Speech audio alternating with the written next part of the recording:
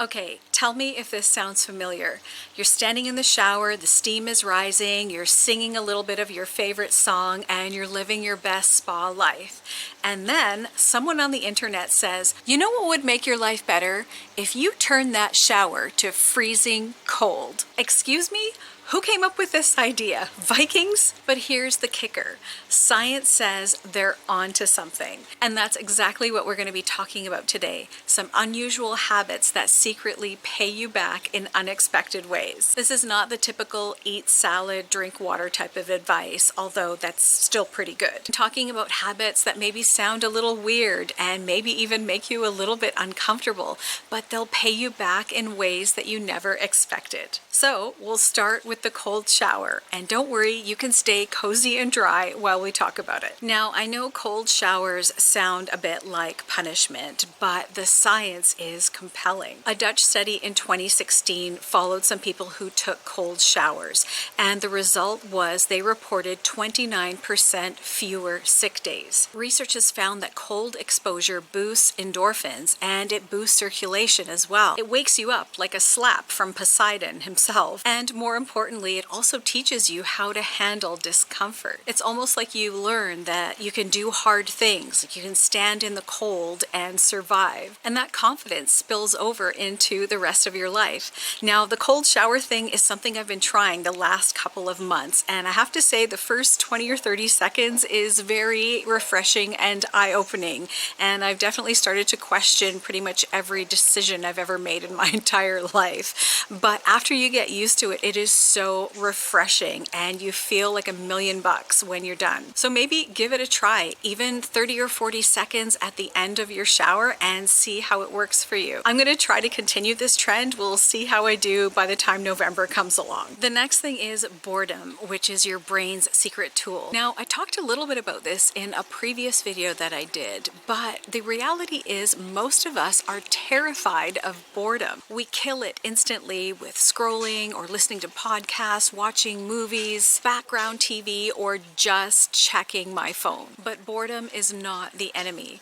I was reading a study that was done in 2013 by the University of Central Lancashire, and they found that participants who did boring tasks like copying phone numbers were more creative afterward than people who didn't. And the reason for this is interesting because boredom allows your brain to wander and it allows ideas to come up to the surface. Archimedes had his eureka moment while sitting in a bathtub, and Isaac Newton got hit with an apple while chilling under a tree, and neither of them were multitasking while on TikTok. So here's a challenge to practice boredom. Maybe drive without the radio on, or stand in line without looking at your phone.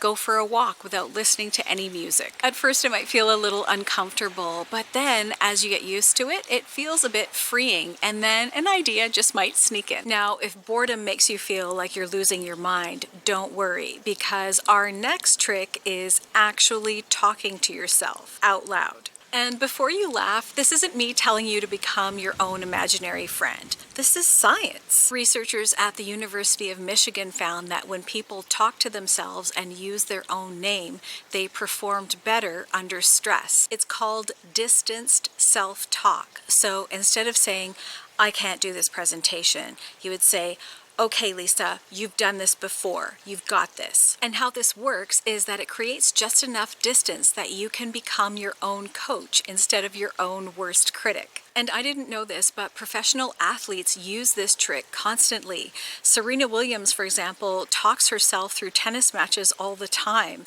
And I figure if it works for her at center court, it can probably work for us too. And I'll have to admit, sometimes I might feel a little silly doing it, but the payoff is great. Lower stress, more confidence, and clearer focus, so sign me up. The next unusual trick is the best way to feel better about yourself is to stop thinking about yourself. Now, what I find really interesting is psychologists actually tested this. I found a study that was done in 2008 by Harvard Business School, and they discovered that people reported feeling happier when they spent money on other people rather than when they spent the same amount of money on themselves. And it's not just money. Volunteer work has been linked to lower rates of depression, longer lifespan, and even lowered blood pressure. And there's even a phrase for this. It's called helper's high, and it's a phrase coined by Alan Looks. It basically describes the warm, euphoric feeling people get when helping others. It's kind of like a runner's high, except you don't have to run, which makes it vastly superior. I'll give you an example of this. I recently read a story about a man in New York who started carrying around $5 bills in his pocket to hand out to people who needed it. Not a huge amount, but enough to buy a coffee or a sandwich. And he said that this was the best part of his commute to work each day. And here's the interesting part, because helping others actually rewires our brain chemistry, and it releases oxytocin, which is a bonding chemical. So yes, it's a great idea to help others. Open the door for the woman juggling 3 bags of groceries in a stroller, or compliment the person with the bold earrings. Costs you absolutely nothing, and it pays you back with meaning. Also, we have reading, which is like time travel for your brain. Now, reading almost seems like a retro habit these days, and I don't mean reading tweets or comment sections, I mean actual books. And here's why it's so powerful, because reading is the closest thing to time travel that we have. When you pick up a book, you're borrowing somebody else's brain, and it's like you're sitting across from Marcus Aurelius or Jane Austen or Ernest Hemingway, all while wearing your pajamas. And the benefits are wild.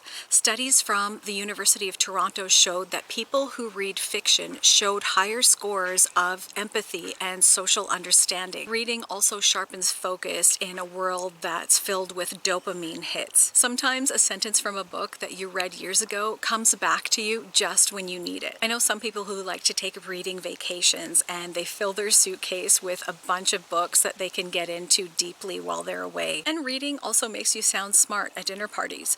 Drop one quote from Dostoevsky and all of a sudden everyone thinks you're profound, even if you mispronounce Dostoevsky. So yes, reading, it's quiet, it's unusual, and it gives back endlessly. We also have creating micro adventures and cultivating curiosity. Now let's face it, life can get pretty dull on repeat. So the unusual habit to create is micro adventures. So what this looks like is, instead of waiting for that big someday trip, do something different but small. So that could look like taking a bus or a train to a new neighborhood that you've never been to, or it could look like cooking a dish from a country you've never been to, or if you love to watch movies, you could set up an outdoor movie night, or take your breakfast and drive out to the lake or a park and enjoy it there. The theory behind this is that novelty stimulates and refreshes your brain. Even short bursts of experiencing something new and novel is good for your cognitive ability and your memory and your problem-solving skills. And this is really interesting because a study done in 2014 at UC Davis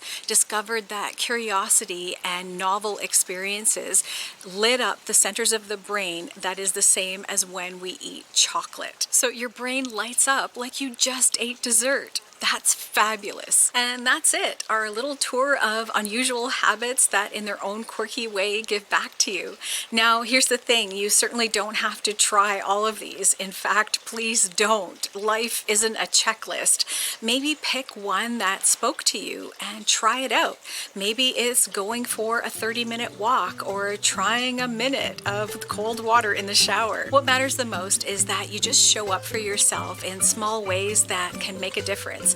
And when you do this, life has a way of showing up for you too. So thank you so much for spending a little bit of your day with me, and I hope you leave with a smile and a spark of curiosity and maybe the desire to even try something new. Many blessings to you and your families. Take care, and we'll catch you in the next one.